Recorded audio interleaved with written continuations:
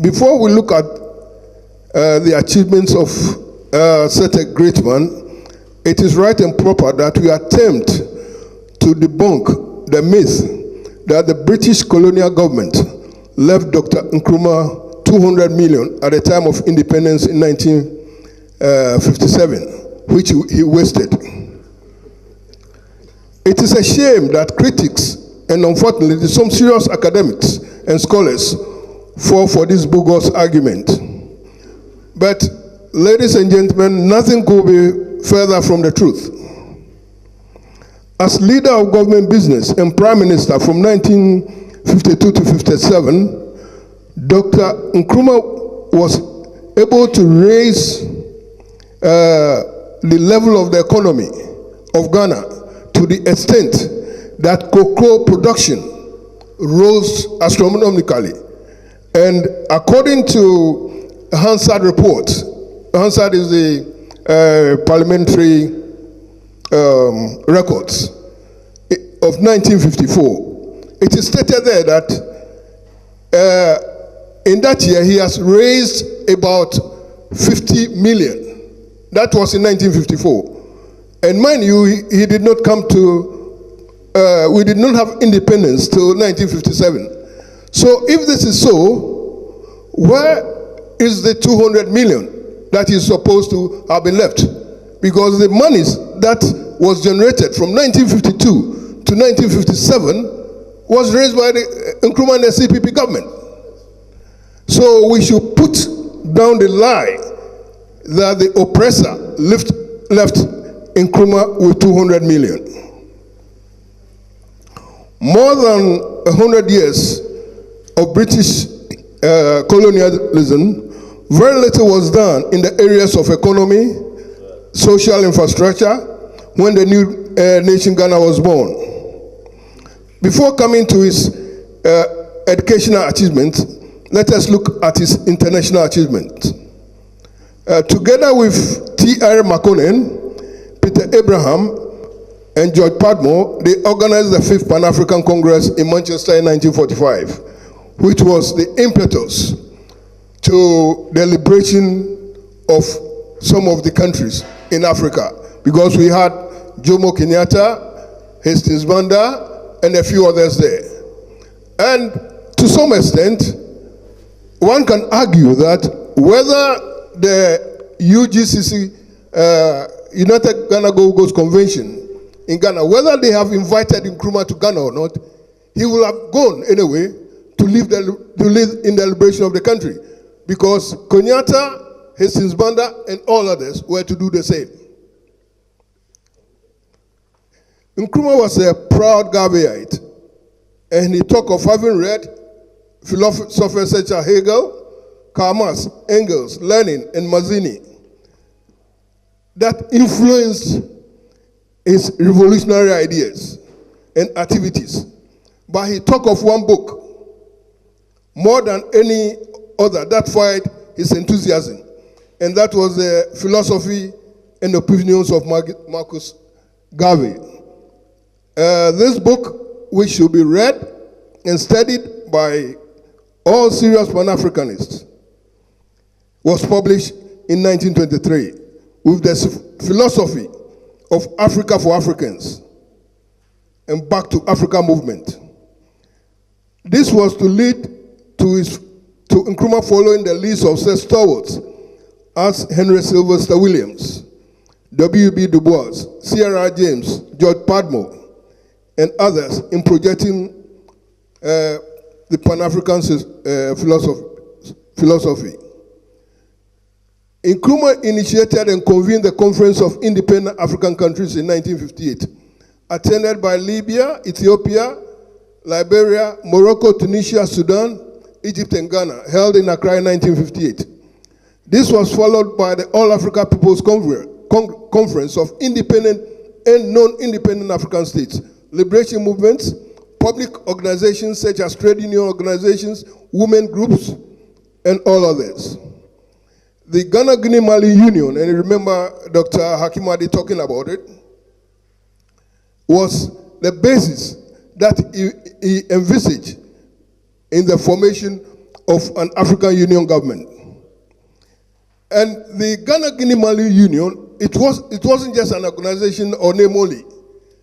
The members of the union had representatives in the parliaments of each other as observers. So they were able to fully participate because, as we've seen, he had a vision.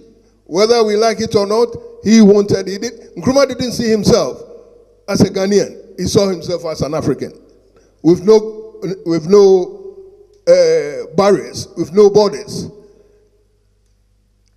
By 1884, 1885, the Berlin Conference has disseminated the whole of Africa. So let us ask ourselves, a country like Ghana or Malawi or Zimbabwe, how can such a small country pitch against the United States, Britain, in the international forum? So he had the foresight that unless we come together, there's no way that we can take our rightful place. On the domestic level, Dr. Nkrumah's CPP government can boast of these significant achievements. In 1949, he founded the first mass political movement or party in Africa, the Convention's People's Party. Nothing of the sort, apart from Marcus Garvey's United National Independence, United Negro Improvement Association, which was a very broad-based organization stretching all over the world. Apart from that, nobody till now has formed such a critical mass movement as Nkrumah did in 1949. By 1958, his government had established the Ghana Airways at a cost of £400,000. And that serious amount of money in partnership with the British Overseas Airways Corporation, now British Airways. Accra-Tema motorway, the first motorway in the UK, was built in 1958. Ghana's was built in 1964. Today, the UK boasts of over 10 motorways. Ghana is still left with the solitary one built by Dr. Nkrumah's government. A complete new township was established with affordable housing for workers. These estate houses was replicated in other parts of the country. Accra had its share at Laboni Estates, Kanda Estates, Osu Ringway Estate, Kaneshi Estates, Airport Residential Area. Not to be outdone, the Garden City of Kumasi had its share in Patasi, Kwadaso, Bokrom, as well as North and South Centreso. Of course, this was all well planned as it was undertaken by State Housing Corporation, a forerunner to many state corporations, providing employment not only to Ghanaians but other African nationals as well. The establishment of State Transport Corporation, with its beautiful buses, plying the length and breadth of Ghana at affordable prices with luxurious facilities. The Ghana Railway Authority received massive investment, and the sleeper train from Kumasi to Accra and other areas became a very convenient mode of transport for the business community and farmers transporting their foodstuffs from the hinterlands to Accra and other major cities. Another major project was the Akosombo hydroelectric project that was built with funding from the USA. This enormous project was to provide electricity to power the enormous industries springing up, mostly state-owned. Valco was one of many such projects established to exploit the bauxite that was being mined in the country to be turned into aluminium. Aluminium, as we know, is used in producing cooking utensils, roofing sheets, and many others. By 1962, the Work and Happiness Project had been launched, with the Builders Brigade and other state agencies at the forefront of the various agricultural initiatives in support of the farmers and other small-scale businesses. This led directly to the launch of the 7-year development plan. The Bui Dam, for instance, built by the recent NDC government in the last decade, was a blueprint from the development plan of Dr. Nkrumah. This major economic development plan had at its bedrock a plethora of industries under the Ghana Industrial Holding Corporation. Of course, no major effort to industrialize a nation can be accomplished without certain vital industries. So it was hardly surprising that major industries were established, among them Tema Steelworks, Paints Corporation, glass factory at Aboso, oil refinery, distillery in Accra, food complex in Tema, sugar production at Asituari, shoe production in Kumasi, matches production at Kade, pharmaceuticals, electronics, tomato factory in Wenchi and Pualugu, cocoa processing, Akasanoma radio factory. Silos were built for food preservation. Ghana cement factory, Takrady, meat processing factory in Boltanga, Ghana household utilities, Sekendi, Efiekuma, jute factory in Kumasi. Culture did not lose out. Ghana Film Industries and the National Cultural Center was established in Kumasi, and it's no surprise that Kumawood is leading the way in the Ghana film business at the moment. Thanks once again to the dictionary, to the leadership and visionary of the Messiah.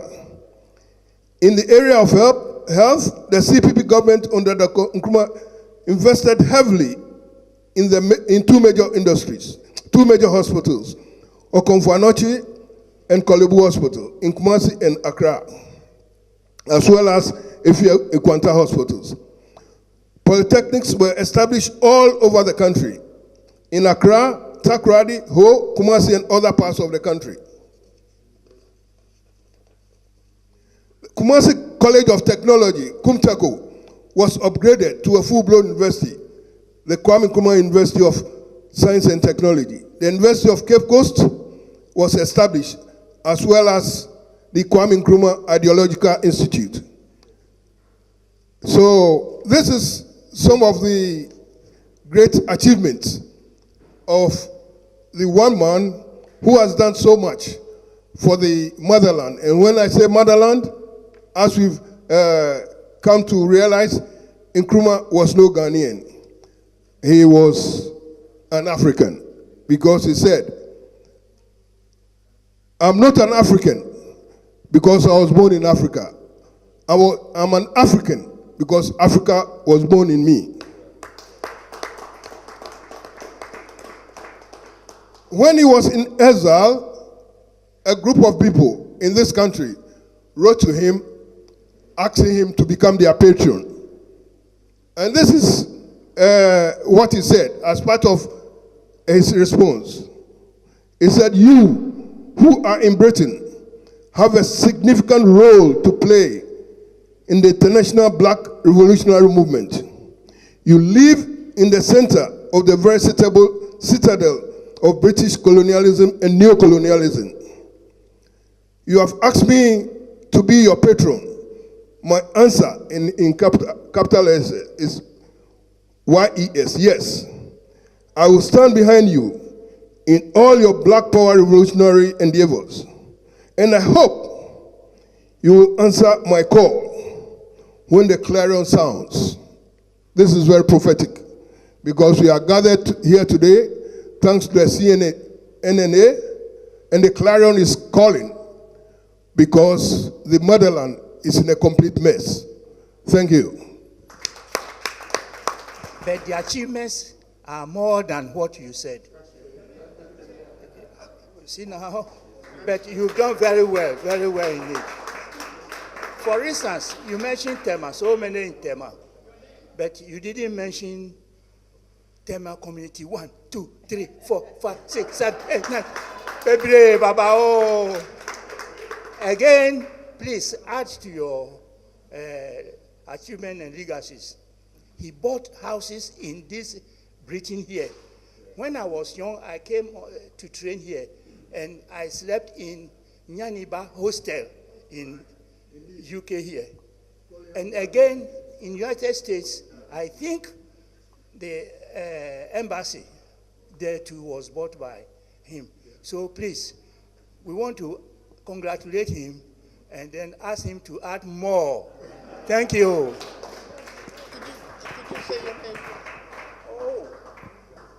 My name is Major Gordon Amenya, retired. And when Nkrumah came and commissioned us at Military Academy, and we went for social gathering, we heard that somebody was knocking the table, pang, pang, pang, pang, pang. Then the room became quiet. And then he gave a short speech. And what I gathered from that speech was that I have commissioned you, these officers, to defend Ghana and defend me, Nkrumah. If you fail to defend me, Ghana will suffer in future. And it's true. Today we are suffering. That speech in 1963 has come true. And there are so many other speeches which we would like to bring to light. The opponent wished they had led the independence, but they couldn't do it.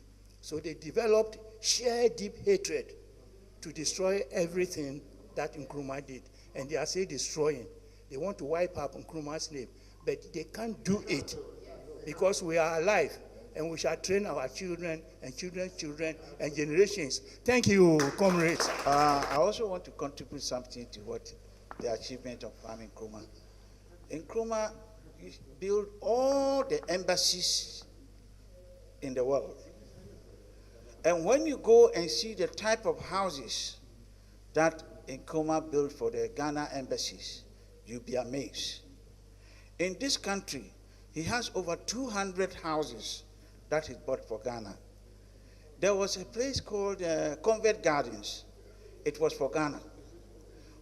Ghana had cocoa marketing board in this country so that they would bring the cocoa from Ghana to this country and supply, build a network supply for Ghana. He did also. He didn't mention of the rubber plantation in the Western region. There's so many things.